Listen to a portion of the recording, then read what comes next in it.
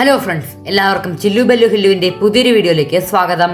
കർക്കിടക മാസമായ രാമായണ മാസത്തോടനുബന്ധിച്ചുള്ള രാമായണ ക്വിസിൻ്റെ രണ്ടാം ഭാഗവുമായാണ് ഞങ്ങൾ ഇന്ന് എത്തിയിരിക്കുന്നത്.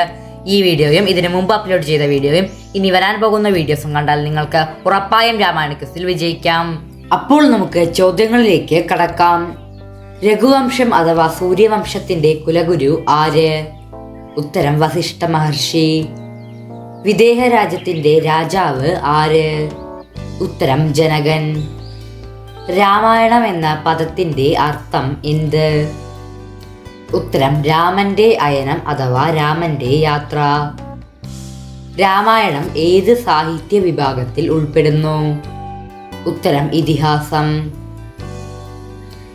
അധ്യാത്മ രാമായണം രചിച്ചത് ആര്?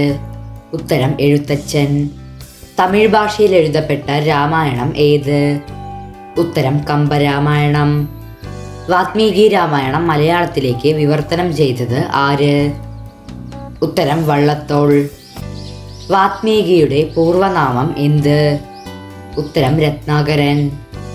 മാനിന്റെ വേഷത്തിൽ സീതയെ ആകർഷിക്കാൻ വന്ന രാക്ഷസൻ ആര്? ഉത്തരം മാരീചൻ. രാവണന്റെ വാളിന്റെ പേര് എന്ത്?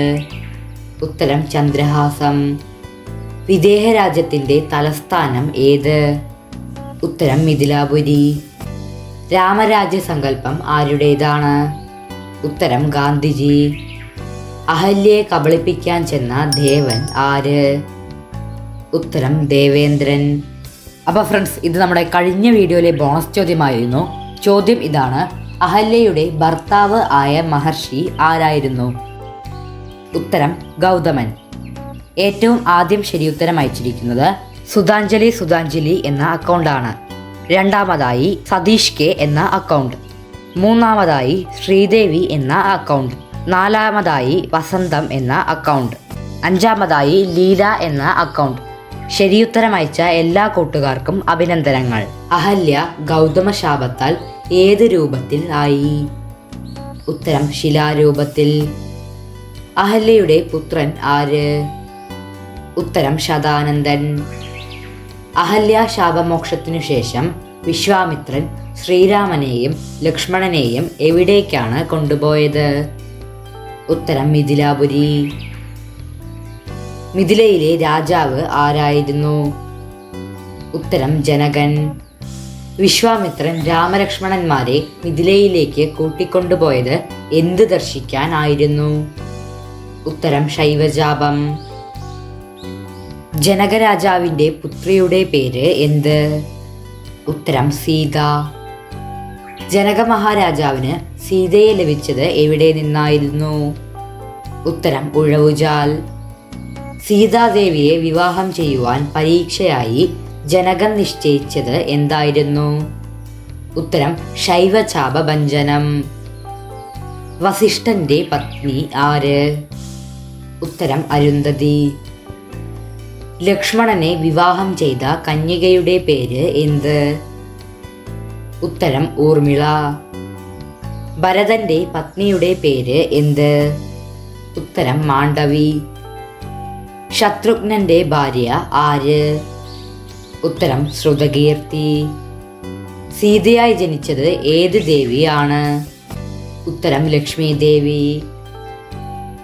സീതാ സ്വയംവരം കഴിഞ്ഞ് അയോധ്യയിലേക്ക് മടങ്ങുമ്പോൾ ശ്രീരാമനെ നേരിട്ടത് ആരാണ്? ഉത്തരം പരശുരാമൻ. പരശുരാമന്റെ വംശം ഏത്? ഉത്തരം ഭൃഗുവംശം. പരശുരാമന്റെ മാതാപിതാക്കൾ ആരെല്ലാം?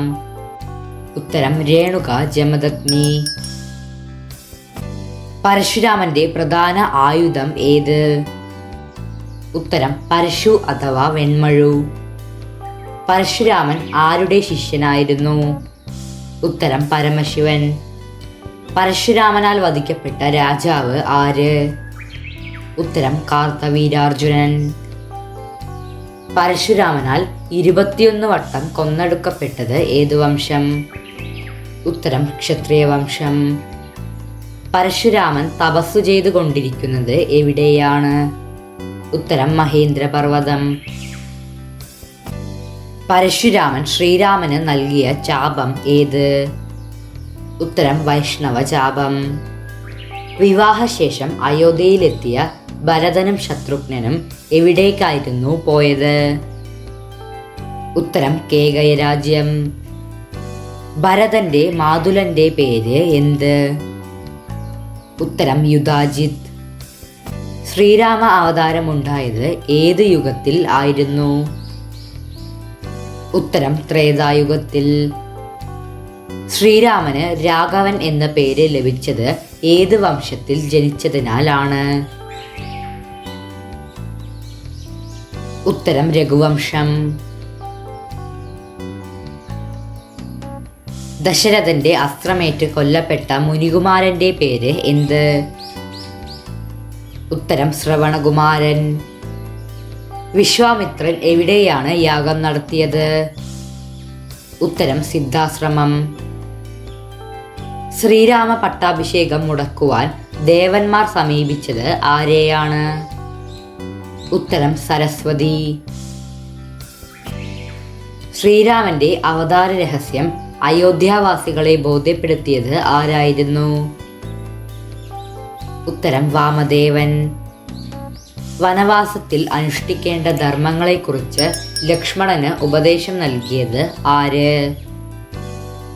ഉത്തരം സുമിത്ര. വനവാസത്തിന് ഇറങ്ങിയ ശ്രീരാമാദികളെ തേരിലേറ്റി കൊണ്ടുപോയത് ആരായിരുന്നു? ഉത്തരം സുമന്ത്രൻ.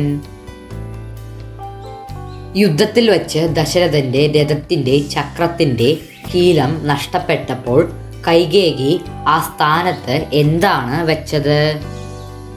ഉത്തരം സ്വന്തം ചെറുവിരൽ. ഹസത്യശ്വരത മഹാബലം ഇത് ഏത് പേരിൽ അറിയപ്പെടുന്നു? ഉത്തരം ചതുരംഗപ്പട. ദശരഥൻ ഏത് മൃഗം ആണെന്ന് തെറ്റിദ്ധരിച്ചാണ് മുനികുമാരന് നേരെ അസ്ത്രമയച്ചത്? ഉത്തരം കാട്ടാന. ദശരഥന്റെ മൃതദേഹം എണ്ണത്തോണിയിൽ സൂക്ഷിക്കാൻ ആരാണ് നിർദ്ദേശിച്ചത്? ഉത്തരം വസിഷ്ഠൻ. അപ്പോൾ ഫ്രണ്ട്സ്, ഇത് നമ്മുടെ ഇന്നത്തെ വീഡിയോയുടെ ബോണസ് ചോദ്യമാണ്. ചോദ്യം ഇതാണ്: ഭർത്താവിനെ കൊന്ന നിർദ്ദയിയും ദുഷ്ടയും ആയ കൈകേയി ഏതു നരകത്തിൽ പതിക്കുമെന്നാണ് ഭരതൻ പറഞ്ഞത്? ഉത്തരം എത്രയും പെട്ടെന്ന് കമൻറ്റ് ബോക്സിൽ രേഖപ്പെടുത്തുക. വിജയികളുടെ പേര് അടുത്ത വീഡിയോയിൽ അറിയിക്കുന്നതായിരിക്കും. അപ്പോൾ ഫ്രണ്ട്സ്, ഇതോടുകൂടെ നമ്മുടെ ഇന്നത്തെ വീഡിയോ അവസാനിച്ചിരിക്കുകയാണ്. വീഡിയോ വീണ്ടും കാണുക. ഈ വീഡിയോയും ഇതിനു മുമ്പ് അപ്ലോഡ് ചെയ്ത വീഡിയോയും ഇനി വരാൻ പോകുന്ന വീഡിയോസും മറക്കാതെ കാണുക. ഇതുപോലുള്ള മറ്റു വീഡിയോസിനായി ചാനൽ സബ്സ്ക്രൈബ് ചെയ്യുക. ഈ വീഡിയോ ഇഷ്ടപ്പെട്ടാൽ ലൈക്ക് ചെയ്യുക. നിങ്ങളുടെ അഭിപ്രായങ്ങൾ കമൻറ്റ് ബോക്സിൽ രേഖപ്പെടുത്തുക. കൂടെ തന്നെ കൂട്ടുകാർക്കും ഷെയർ ചെയ്യുക.